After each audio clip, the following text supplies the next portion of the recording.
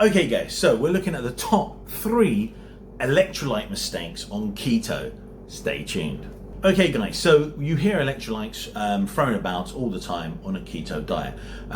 You've probably heard them always mentioned, for many other diets, especially for athletes. Now, the main point is you never really hear it in normal life that much. So when you hear electrolytes, it's usually to do with something that involves either a lot of exercise or some type of sport, or on top of that, something that is a bit strange because you've changed it, for example your diet. We understand that it's important, extremely important on a keto diet, to understand your electrolyte. Your electrolytes are massively important to your well-being, and if you have any issues and you don't think you can you have any panic with them, consult your GP or your family doctor. They'll be able to tell you exactly what's wrong, especially with a blood test. Okay guys, so without further ado, let's go on to number 1. Okay guys, so mistake number 1. You can see the biggest mistake you can see here, it's the fear of sodium or the fear of salt.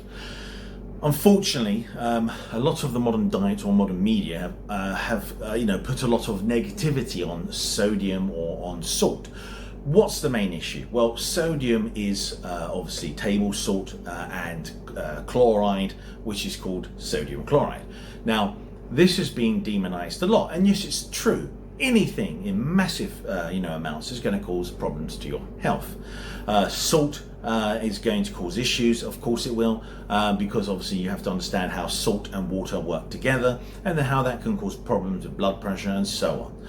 Now, what we're looking at is to do with a keto diet specifically. Now, a keto diet, it's really important. Now, why is it really important? Well, when you first start your keto diet, you're going to go through a 1-week period, and it's massively important that you take either supplements for your electrolytes, or you have certain foods that can compensate to give you your electrolytes. And make sure as well you don't have an imbalance. So, for example, tons of one of them. Now, what happens is when you go through keto flu, this is actually one of the main reasons as to why you feel terrible. Now, sodium, here it is, you can see on the picture here, fear of salt is a huge issue on keto. It causes keto flu. Don't be afraid of it.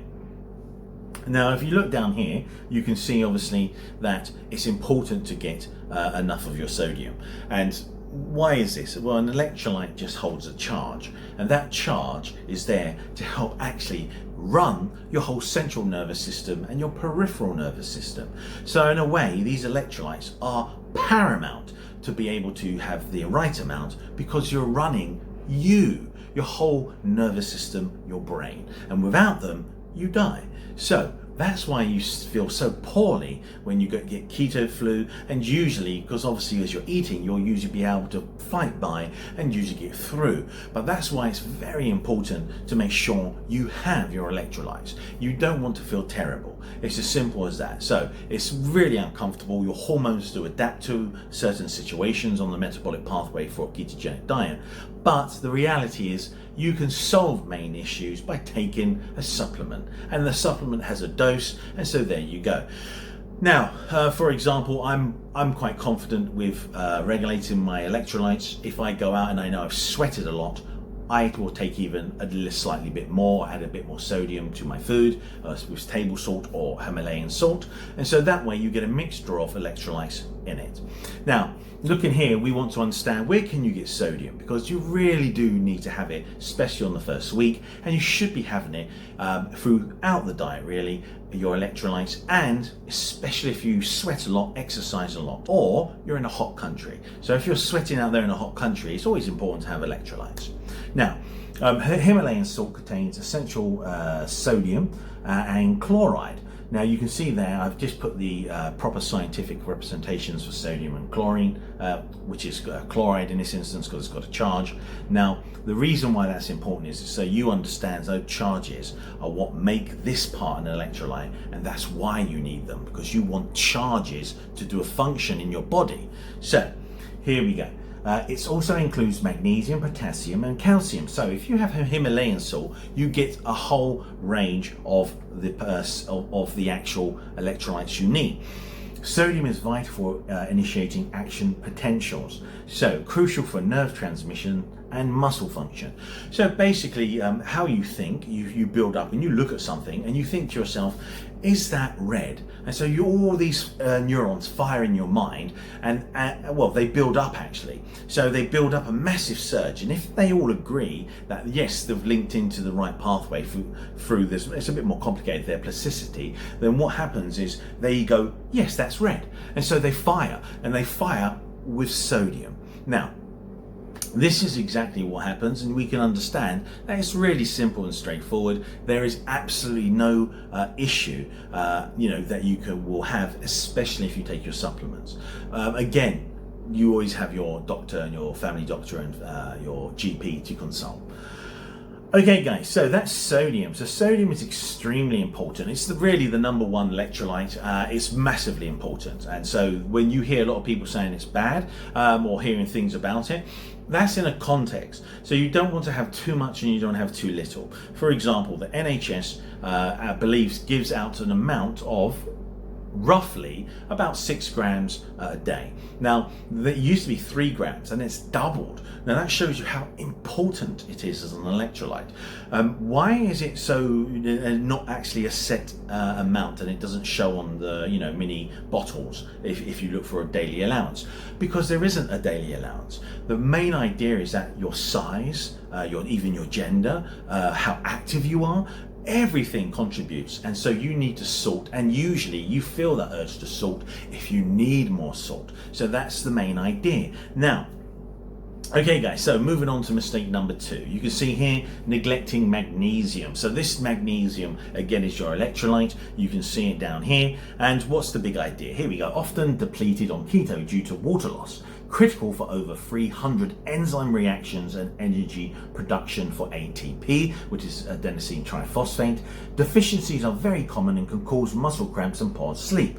Find it in dark chocolate, nuts and leafy greens. So there you go. So you've got your idea with magnesium, what it helps to prevent, and at the same time what foods you can have to make sure you're safe. Now, magnesium is usually rated as the 3rd most important one. Again, they're all quite important, but again, it's something which is seen, 3rd in place to the next one, which is potassium. So here we go. So mistake number 3. So overlooking potassium. There you go, K+. So often ignored but crucial on keto. Deficiency impacts nerve and muscle function. Deficiency causes keto flu. You get loads of different keto flu symptoms, cramps and so on, and find it in avocado, spinach and leafy greens. Potassiums also work in line with sodium. Now, when you fire your action potential, so just think of it like a gun, and you make a fault pathway, and it all adds up and they all agree, yes, that's the colour. Now, think of it like that. Once sodium fires, how do you rebalance it? Well, potassium shoots out, and then that charge rebalances your neuron. So that's how it works. So potassium has a multitude of functions, and again, one of them is alongside sodium, so it's very important. Okay guys, so you can see here, you can get it there. Now the main idea here is, what are the remedies? So we've mentioned a quick bit about the foods. You can say here, simply to recap, the electrolyte trio. You have sodium, which is Himalayan salt for nerve and muscle function. You have potassium for avocado, spinach and leafy greens for, again, functions with your neurons to rebalance them after firing action potentials. And there's a multitude of functions for these electrolytes, and also they have other functions not as electrolytes. Magnesium, you have dark chocolate, nuts and seeds. So again, they all relate into usually having certain issues with your muscles and cramps and certain issues that you need to operate. Now, okay guys, so that's the video giving you the main mistakes you can have for a keto diet. It's a quick one to make sure you can make your diet the best you can have and make you the best you can be. Okay guys, so please thumbs up, subscribe, and if you have any questions, pop them in the comments. I'll see you on the next one.